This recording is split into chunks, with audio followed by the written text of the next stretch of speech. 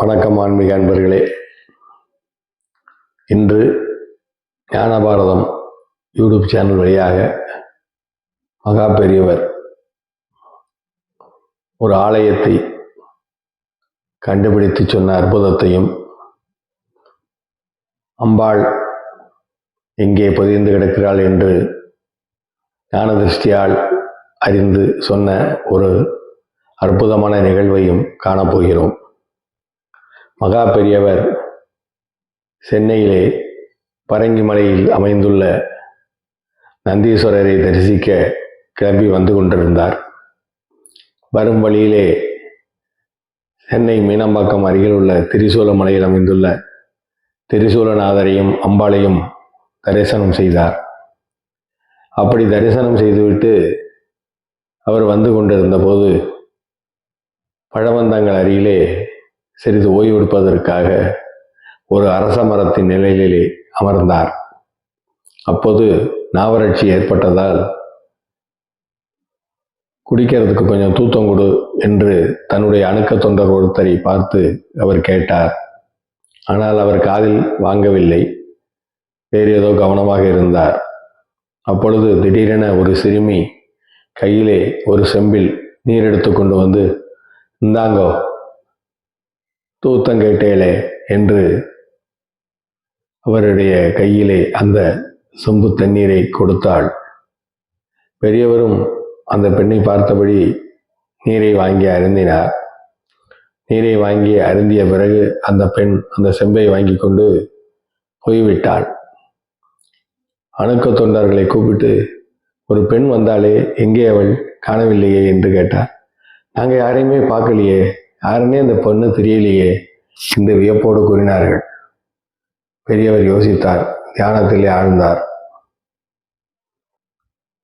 அவருக்கு புரிந்துவிட்டது, அந்த சிறுமி வேறு யாருமல்ல, அந்த அகிலாண்ட கோடி பிரம்மாண்ட நாயகி அன்னை ராஜராஜேஸ்வரிதான் தனக்காக தாகம் தீர்க்க ஒரு சொம்பிலே நீர் எடுத்து கொண்டு வந்து தந்தாள் என்று பெரியவருக்கு புரிந்துவிட்டது. உடனே அந்த பழவந்தாங்கல் கிராமவாசிகளை அழைத்தார்.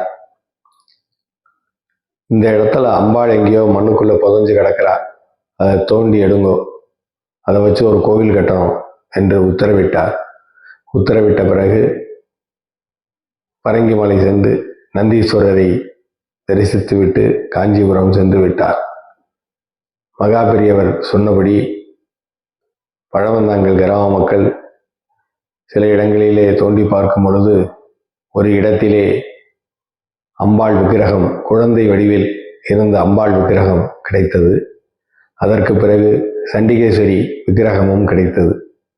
அதை பெரியவரிடம், மகா பெரியவரிடம் காஞ்சிபுரம் சென்று சொன்னார்கள். மகா பெரியவர் அந்த அம்பிகைக்கு ஸ்ரீ வித்யா ராஜராஜேஸ்வரி என்று நாமமிட்டு கோவில் கட்ட சொன்னார். கோவிலும் மிக அழகாக எழும்பியது. இன்று பழவந்தாங்கல் கிராமத்திலே அமைந்துள்ள ஸ்ரீ ராஜராஜேஸ்வரி கோவில் இப்படித்தான் உருவானது. எந்த இடத்திலே தெய்வமூர்த்தங்கள் பூமியிலே புதைந்து கிடக்கின்றன என்பதை மகா பெரியவர் தன்னுடைய ஞான திருஷ்டியாலே கண்டுபிடித்து அவை வெளியே எடுக்கப்பட்டு கோவிலாக அமைந்திருக்கின்றன. எந்த இடத்திலே தெய்வமூர்த்தங்கள் புதைந்து கிடக்கின்றன என்று தன்னுடைய ஞான திருஷ்டியால் கண்டுபிடித்து சொல்லும் மகா பெரியவரின் கருணையை, அருளையை நாம் என்ன சொல்வது? எந்த நேரத்திலே தெய்வங்கள் வெளிப்பட வேண்டும் என்று நினைக்கிறார்களோ அந்த நேரத்திலே மகா பெரியவரின் ஞான திருஷ்டியிலே வந்து அவர்கள் சொல்கிறார் என்றுதான் நமக்கு தோன்றுகிறது. மகா பெரியவர் அந்த பரமேஸ்வரனுடைய அம்சம் அல்லவா, நடமாடும் தெய்வம் அல்லவா. அவர் இதை போல கண்டுபிடித்து கொடுத்த எத்தனையோ ஆலயங்கள், எத்தனையோ தெய்வ மூர்த்தங்கள் இருக்கின்றன. அவற்றை பற்றி ஒவ்வொன்றாக நம்முடைய ஞானபாரதம் யூடியூப் சேனலிலே தொடர்ந்து பார்ப்போம். நீங்கள் செய்ய வேண்டியதெல்லாம் ஒன்றே ஒன்றுதான், மறந்து விடாமல் ஞானபாரதம் யூடியூப் சேனலை சப்ஸ்கிரைப் செய்யுங்கள், தொடர்ந்து பாருங்கள். பக்தி மனம் கமழட்டும். மகா பெரியவரின் ஆசீர்வாதம் உங்கள் அனைவருக்கும் கிடைக்கட்டும். ஜெய ஜெய சங்கர, ஹரஹர சங்கர.